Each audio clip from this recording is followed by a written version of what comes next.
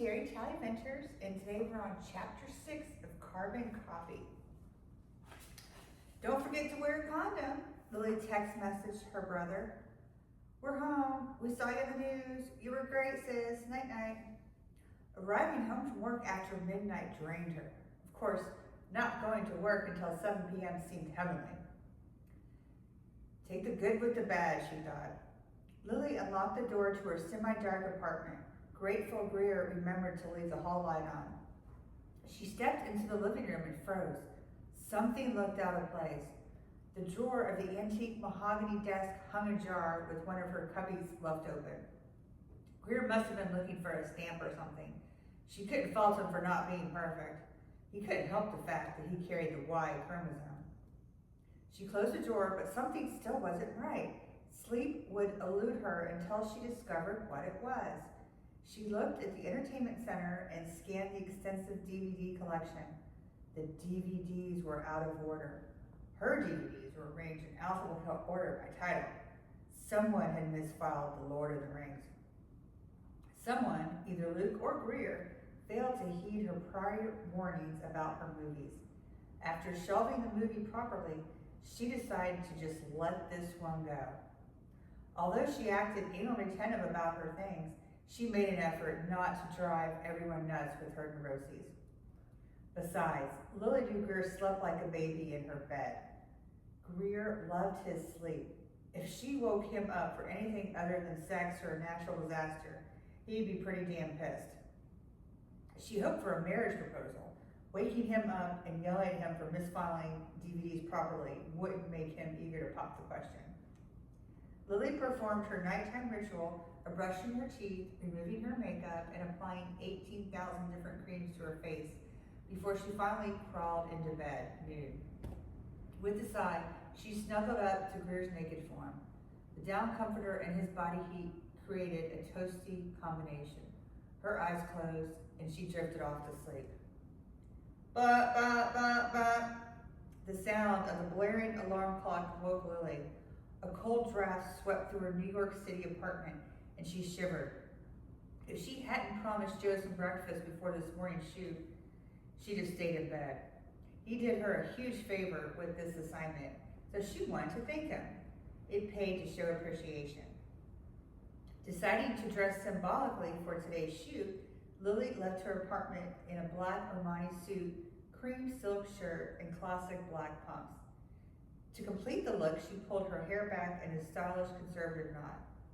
Even her mother would approve. She strode past Ground Zero on the way to breakfast and steeled herself for the inevitable cat calls and wolf whistles. Hey baby, want some of this? A man hollered from one of the construction sites. Lily looked up. A beer-bellied, grizzly-faced man grabbed his crotch and smiled at her. His wife-beater shirt looked like it hadn't been washed for weeks.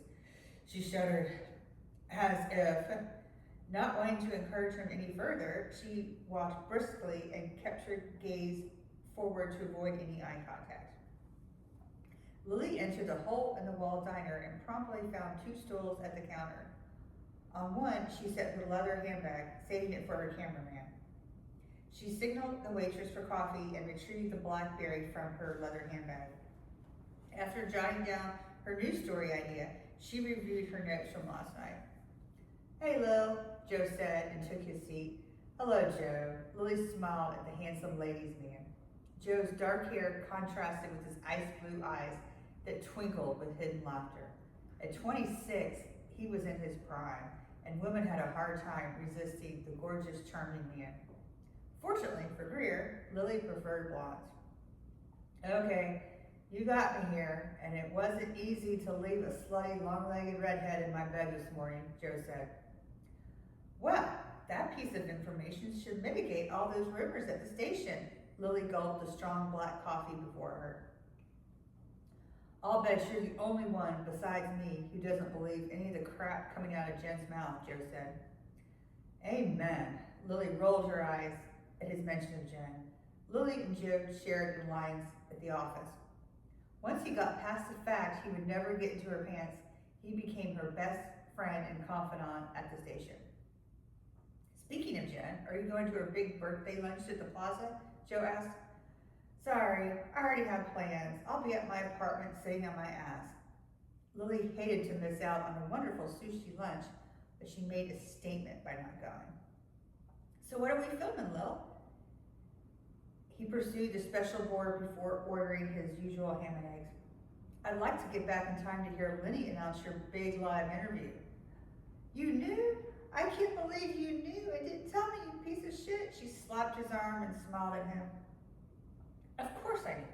I know everything, Joe said. After they ordered breakfast, Lily filled Joe in on her ideas for that morning's shoot. He nodded his approval and seemed impressed with her ideas. Although the segment sounded fine the way it stood now, this extra footage would add a special award-winning touch. Lily threw down a 20 to cover the delicious breakfast and saw an elderly gentleman stare at her. You look familiar, and I've tried to place you for the last 30 minutes, the gentleman said. You've probably seen her on www.pornstars.com, Joe retreated as if protecting himself from a well-deserved bitch slap. Sorry, I meant to say WAOK News. He quickly added. He laughed at his futile attempt at humor. Actually, you're the spitting image of my daughter's roommate at Princeton Law School. I'm a University of Florida alumna, Lily said proudly. Go Gators! Well, at my age, all you pretty, polite young ladies began to blend together. Thank you, sir. She smiled at the compliment and allowed him to kiss her hand. You see, your charisma is exactly the reason you landed the big interview, Joe said as they exited the diner. You are Miss Congeniality. The camera loves you, New Yorkers love you, and you are smart and gorgeous. Thank you, Joe. These long legs of mine go rather well with my master's degree. Come back tomorrow for the next chapter.